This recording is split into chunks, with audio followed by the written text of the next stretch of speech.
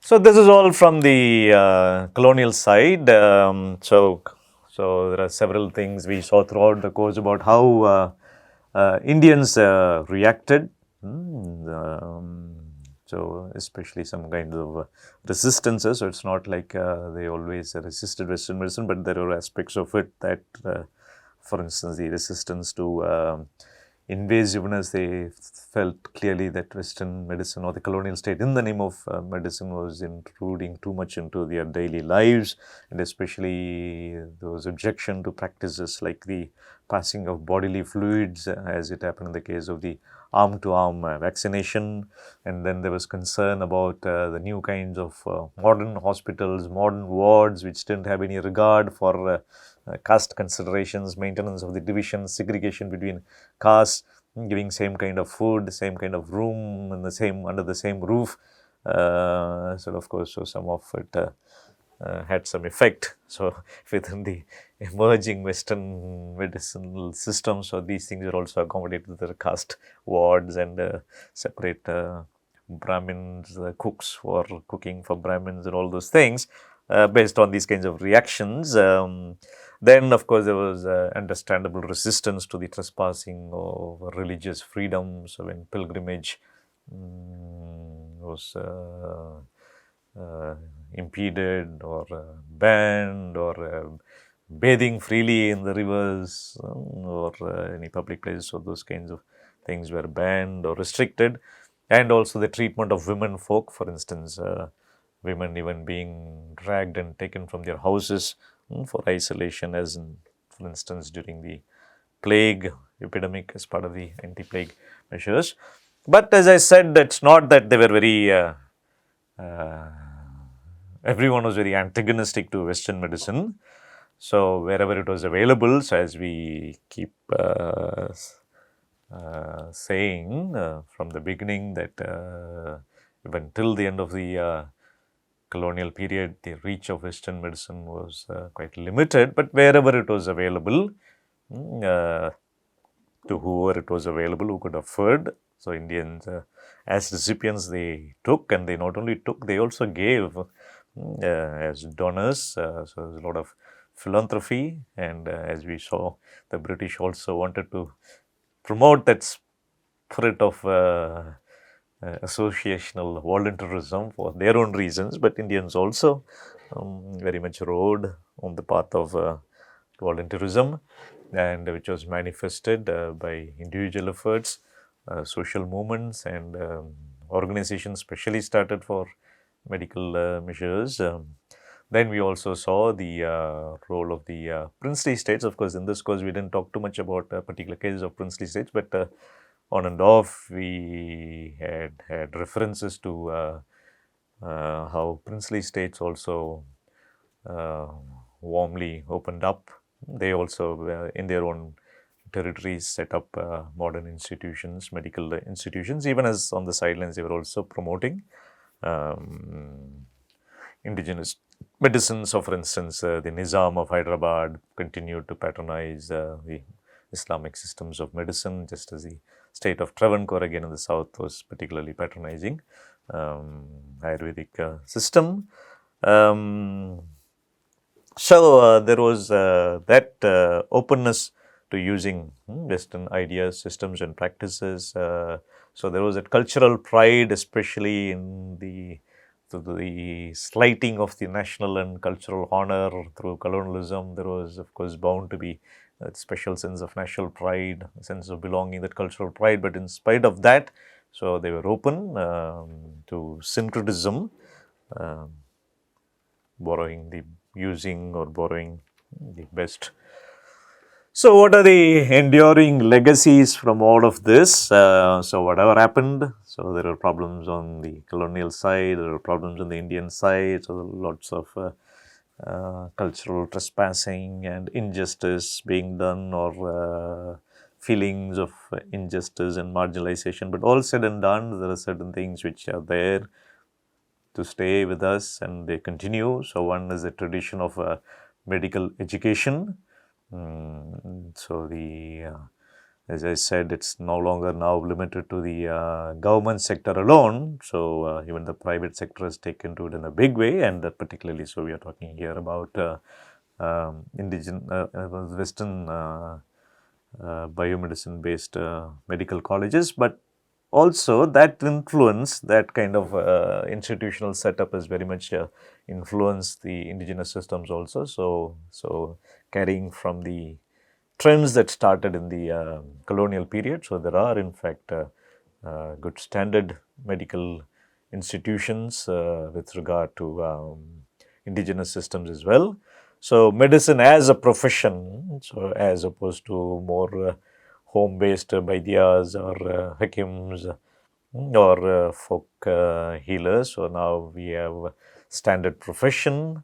Increasingly, of course, it has its own problems, ethical problems and all that, but then there is a greater esprit de corps. Again, the same way, that also applies to indigenous systems of medicine also, which are becoming more and more professional, both in terms of training, as I said earlier, and also in terms of the hospital systems, clinics, pharmacy, all that. So which leads us to the next point. So a robust medical production system we have. So we are now claiming to be the vaccine suppliers of the world. So that was something which was seen during COVID recently, but even otherwise the pharmaceutical sector also, with all its problems and doubts. So Indian companies are also doing very well. So whether it's with regard to production of medicines or vaccines or other kinds of equipment, so many of them are being locally produced, so many of the machines and other instruments. Then also one of the enduring legacies is the sanitary consciousness. And in fact, now it's a national scheme. So we know the word Swachh Bharat. So national sense of cleanliness. So this sanitary consciousness doesn't mean that it's not totally surrendering. Oh, it's something that the British taught us. In fact, even at that time, there was constant invoking of indigenous examples. So even going back to Harappan times, the fact that we had the great bath, the way the pipelines were arranged, sanitation, drainage. So we have been doing it for thousands of years. Or within religion also, there's the insistence on taking bath before doing certain things and general ideas of purity. So it's not that we didn't do it, but then now that it's been applied at a more public level. But anyway, so by and large, that sanitary consciousness which continues. So any government pays a lot of importance. And of course, after COVID, this has been particularly pressed upon. Then the legacy of medical research. So the British started it for whatever reasons and with whatever limitations. So now after independence, through ICMR and through other kinds of fundings, including international fundings, so there is considerable medical research. Similarly, medical philanthropy is something which started in a big way during the colonial period. Of course, philanthropy itself is not something which we learned from the British, but then there was a particular way in which it was manifested. And of course, they very generously gave opportunities because of various other compulsions. So they opened wide opportunities for Indians to show their munificence or their closeness to the British through this particular field of medical philanthropy, and it still continues. There's a lot of good-hearted contribution both at the level of individuals and corporates and other organizations and missionary enterprises. That's another legacy. So even now it's continued. So lots of missionary-run health care facilities, whether it's Christian missionaries or even other new forms of missionary groups internally, like the Ramakrishna Mission we already saw during one of the lectures. And another legacy is the internationalization. So it was of course, it started, as I said in an earlier lecture, in the second half of the 19th century in a big way, and then with the formation of the League of Nations after the end of the First World War, which had the health organization. So earlier they had periodic sanitary conferences. Now under the League of Nations, there was a health organization, and after the end of the Second World War, with the starting of the establishment of the UNO, United Nations Organization, that HO, Health Organization, became the World Health Organization, WHO, and whose presence was particularly felt during COVID-19 again. But so what we need to underline is that so during the period that I mentioned, the later half of the 19th century, the international presence, the dimension was more about compelling other countries or expressing anxiety about other countries, possible danger, the danger that they could bring from their colonies and other places, to the kinds of infection to the ships and other materials. But so that is one kind, that there is also greater cooperation and extending of hand, like the Rockefeller Foundation. There are so many ways in which there is cross-national cooperation in research or in awareness creation or in just help, like for instance we did with the supply of vaccines to so many countries recently, COVID. Then of course there are those problematic legacies from the colonial times. So one is the marginalization of indigenous and tribal traditions. So because this has been continuing even after independence, because at least the mainstream ones like Siddha and others could establish, could find their feet reasonably solidly, and been continuing to grow. But there is still sometimes even marginalization of them, but even more with regard to tribal indigenous traditions. So when we talk about epistemological justice, it has to be more comprehensive. And there is always the danger still of this hill station elitism. So it may not be actually physically in the hill stations, but labs can have that kind of elitism, that kind of distance being removed from the people, from the people's concern, or actual ground level implementation of some of the fruits of those research. So that is something also we have to be particularly careful and concerned about, and not to fall into the same trap, especially when public funds are involved. But even if public funds are not involved, and we are doing some research in the name of the people, in the name of a particular disease, and there should be some minimum level of relevance to it on the ground as well. And of course, we have to keep in mind what an important point we mentioned at that time. So there should not always be that pressure on the researchers about, okay, what's happening? When will the fruits come? Why, how is it useful? Show it right now. Why should you be given the money? So that's not how research works. So while granting that, but still, wherever possible, especially in fields like education, in medicine, there has to be a considerable level of coordination between what is happening in the lab and what is needed on the ground, or what can be done on the ground in terms of better offerings. Then some of the lasting issues which continues, quackery. So that has not died, and especially now that we are talking about epistemological justice, and we are trying to patronize all, trying to bring to the fore all ignored, marginalized tribal traditions, and so many other people also try to use the stream, and then so that also opens the path wide open for even more varieties of quackery, and in greater numbers.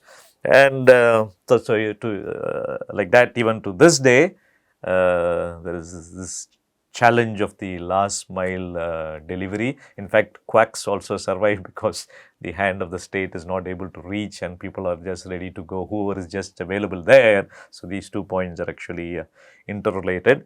And then of course, we also have to be worried about too much of medicalization of too many aspects of life. So for instance, so some institutions, like say 30 years back, they had normal association, buddy associations, friendly associations to help students, newcomers, especially to face the stress, all those things. Now it has become medicalized, and it in fact has become so professionalized and has been in fact outsourced to companies.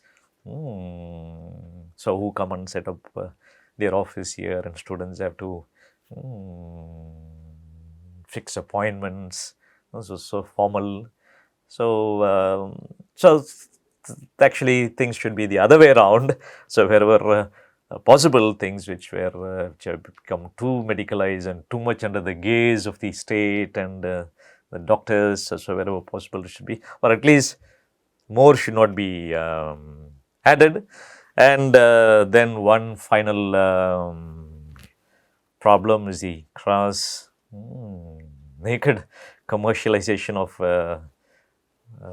the field of medicine. So not only the Western medicine, even indigenous systems. So you see the kinds of marketing, especially riding on the fear of some of the problems of biomedicine, like side effects or its ineffectiveness in dealing with certain kinds of ailments, or the general feeling of, okay, we are culturally more rooted. So that has become, now that has become a big market. So much of, so now putting the word indigenous, green, organic has become a chic thing, and leading to crass commercialization. And this is a field that should be the last of all, which should witness that kind of profiteering. So that takes us back to colonialism, which started basically with the main idea, if not the sole idea, the dominant idea of profiteering, because of which so many things happened, either ignoring certain things or too much of exploitation. And then medicine was one of the things that suffered. So things could have been far better than what they were, but then there were some gains and there were great losses. And I hope this course has prepared you well, not only to handle your own life, your own medical choices, but do your best to be conscious and to create consciousness among people, and to try to do your best as citizen and as a future leader, or in any way to see that health has healthy practices, and do our best to remove all kinds of unhealthy diseases that have come under the practice of medicine. Thank you for following the course all these days, all these lectures. All the best. Take care.